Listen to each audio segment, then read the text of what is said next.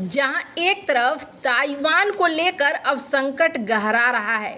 क्या ये सचमुच ड्रिल है या फिर घुसपैठ की तैयारी है चाइना की? तो वहीं ताइवान क्या उड़ा देगा थ्री गॉर्जस डैम, और ऐसा क्यों कहा जा रहा है? क्या हालात इतने ज़्यादा बुरे हो रहे हैं? तो वहीं दूसरी तरफ रूस भारत को एक ऐसा तैरता हुआ हथियार देना चाहता है जो चाइना के पास भी नहीं है।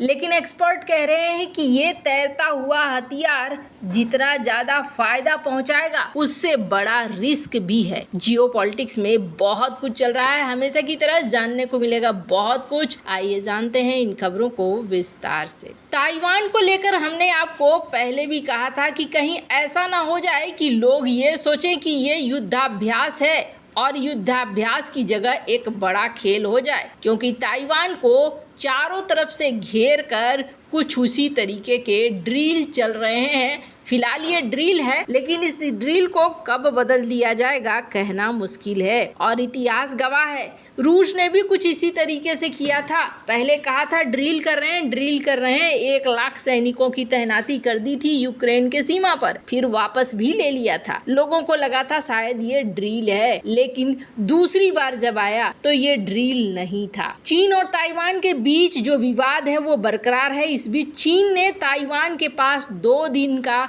विशाल पनिशमेंट ड्रिल शुरू कर दिया है, और इस ड्रिल में चीन की सेना, नौसेना, वायुसेना, रॉकेट बल शामिल है। चीन ने ये ड्रिल ताइपे के नवनिर्वाचित राष्ट्रपति के चयन के बाद यहाँ पर जो बिल पास नहीं हो रहे हैं या फिर अलगाववादी कृत्य हैं उसे देखते हुए किया जा रहा है। दरअसल ताइपे के नए राष्ट्रपति लाई चिंग ने चीन के स्वामित्व को स्वीकार करने से इनकार कर दिया है। अब हुआ यह है कि चाइनीज पीपुल लिबरेशन आर्मी की ईस्टर्न थिएटर कमांड साझा भी कर रही है कि किस तरीके से वो ड्रिल कर रहे हैं। सुबह तकरीबन 7:45 कल शुरू किया गया। चीन ताइवान को विद्रोही प्रांत के तौर पर देखता है। चीन का मानना है कि वो एक बार फिर से ताइवान को चीन में शामिल कर सकता है, फिर इसके लिए सेना की ही मदद क्यों न लेनी पड़े।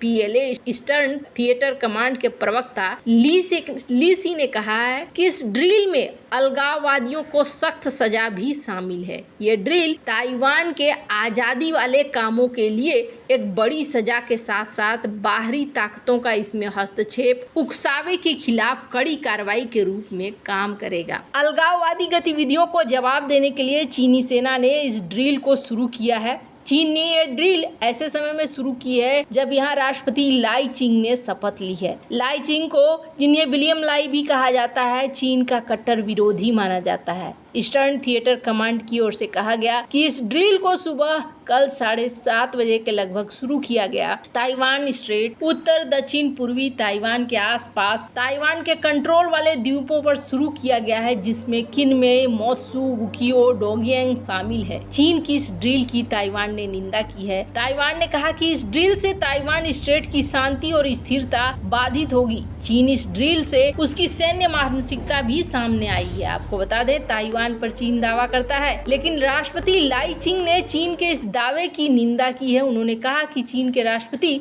हमें धमकाना बंद करें। ताइवान के लोगों के अलावा यहाँ के भविष्य का फैसला कोई नहीं कर सकता है। ताइवान ने चीन से बातचीत की कई बार पेशकश की, लेकिन चीन ने ठुकरा दिया है। गौर करने वाली बात यह है कि ताइवान 1949 को चीन से अलग हुआ। इससे पहले ताइवान चीन एक ही थे, लेकिन कम्युनिस्ट सरकार आने के बाद कोमितांग के लोग भागकर ताइवान पहुंच गए। 1949 में चीन का नाम पीपुल्स रिपब्लिक ऑफ चाइना हुआ और ताइवान का नाम रिपब्लिक ऑफ चाइना हुआ। दोनों ही देश एक दूसरे को मान्यता नहीं देते हैं। चीन ताइवान को अपना हिस्सा मानता है। यही वजह है कि दोनों के बीच अक्सर युद्ध के हालात बनते हैं। लेकिन क्या ताइवान पर कब्जा आसान है? ताइवान पर कब्जा इतना आसान नहीं होगा। एक बार पहले भी ताइवान ने यह धमकी दी थी कि थ्री गॉर्जस डैम को हम उड़ा देंगे। अब कई एक्सपर्ट मानते हैं कि अगर थ्री गॉर्जस डैम उड़ता है तो फिर आसपास के कई सारे इलाके बाढ़ की चपेट में आ जाएंगे। पर थ्री गॉर्जस डैम को उड़ा पाना इतना आसान भी नहीं है। ये भी कहा गया कि इसको उड़ाने के लिए बेहद ताकतवर मिसाइल सिस्टम की जरूरत होगी।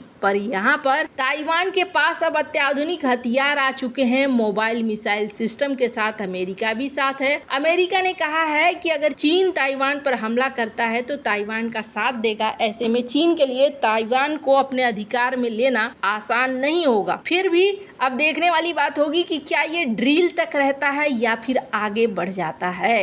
खैर, ये जो युद्ध है ना, ये युद्ध या ये ड्रिल हमारे लिए भी बहुत महत्वपूर्ण है। जो आज चाइना ताइवान के साथ कर रहा है, कल को ये भारत के साथ भी कर सकता है, इसमें कोई दो राय नहीं है। रूस ने वहीं भारत को एक बड़ा ऑफर दिया है जो बहुत जरूरी है। रूस ने नई दिल्ली को ऐसी परमाणु टेक्नोलॉजी देने की पेशकश की है जिससे भारत की क्षमता में बड़े महत्वपूर्ण बदलाव आ जाएंगे। रूस की सरकारी परमाणु ऊर्जा कंपनी है रोसाटोम। रोसाटोम ने भारत को फ्लोटिंग परमाणु ऊर्जा संयंत्र FNPP के निर्माण और संचालन की टेक्नोलॉजी ऑफर की है। हालांकि रूस ने अगर किसी और को ये टेक्नोलॉजी ऑफर की होती तो वो तो उछल पड़ता, क्योंकि इस वक्त दुनिया का इकलौता देश रूस है जो इकलौता पानी पर तैरता हुआ न्यूक्लियर रिएक्टर बना चुका है जिसका नाम है एकेडेमिक लोमोनोसोव, और इसे फिलहाल के लिए भेजा जा रहा है उत्तरी आर्कटिक में